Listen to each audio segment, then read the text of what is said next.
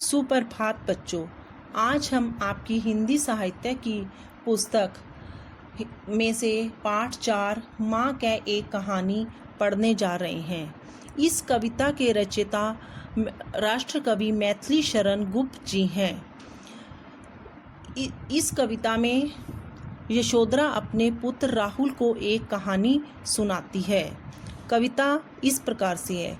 माँ कह एक कहानी, बेटा समझ लिया क्या तूने मुझको अपनी नानी। कहती है मुझसे यह चेटी, तू मेरी नानी की बेटी। कह माँ कह लेटी ही लेटी, राजा था या रानी। माँ कह एक कहानी। अर्थात बच्चा महात्मा बुद्ध का पुत्र राहुल है। महात्मा कपिलवस्तु के राजकुमार थे। उनका असली नाम सिद्धार्थ है। कविता में बेटा अपनी माँ को कहानी सुनाने की जिद कर रहा है। तब माँ कहती है कि क्या तुमने मुझे अपनी नानी समझा है जो मैं तुम्हें कहानी सुनाऊं।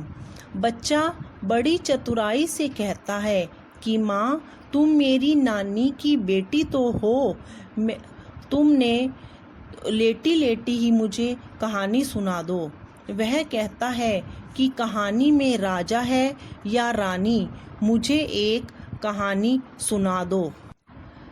तू है हटी मानधन मेरे, सुन उपवन में बड़े सवेरे।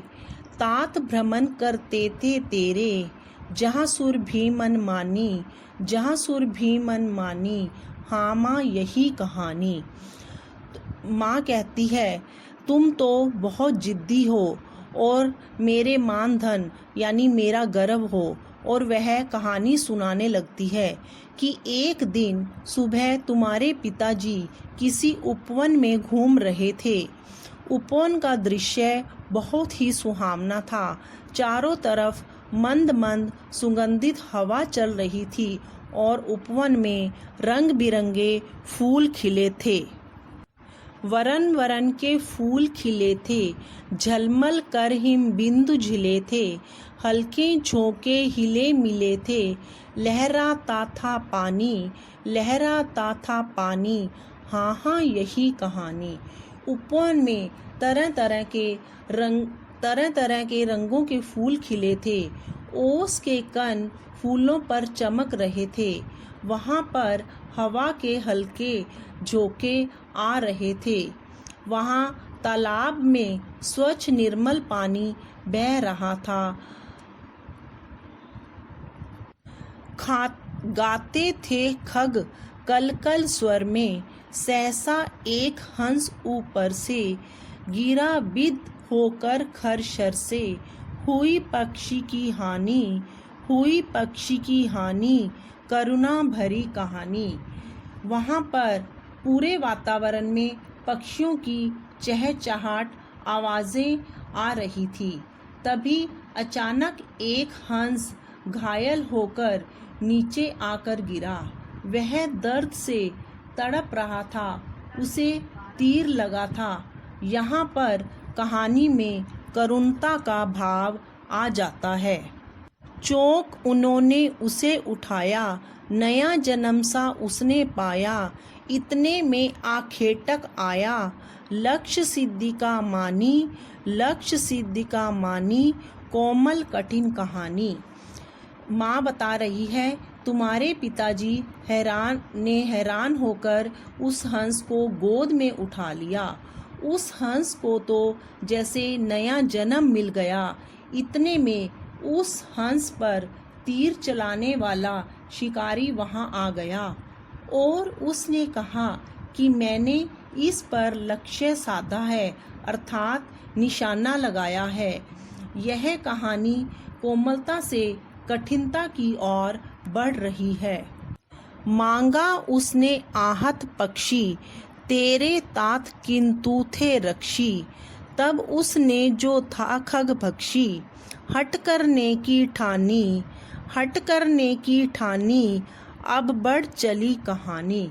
तब उस पक्षी को आहत करने वाला जो शिकारी था वहां आया और तुम्हारे पिताजी से उस घायल हंस को मांगने लगा। तुम्हारे पिताजी ने उसे देने से मना कर दिया क्योंकि वे तो पक्षी की रक्षा करना चाहते थे, परंतु शिकारी अपनी जिद पर अड़ गया। उसने वाद विवाद करना चाहा। हुआ विवाद सदैव निर्दय में, उभय आग्रही थे सब विषय में। गई बात जब न्यायालय में, सुनी सबने जानी, व्यापक हुई कहानी। अब जब वाद विवाद बहुत बढ़ गया, तब यह झगड़ा न्यायालय में राजा के सामने पहुंचा। न्यायालय में सभी ने इस विषय पर सुना। राहुल तो निर्णय कर इसका, न्याय पक्ष लेता है किसका। कह दो निर्भय जय हो जिसका, सुन लूं तेरी वाणी। माँ मेरी क्या बाणी, मैं सुन रहा कहानी। अब माँ अपने पुत्र से पूछती है कि राहुल, अब तुम बताओ कि राजा अब किसके पक्ष में निर्णय देगा।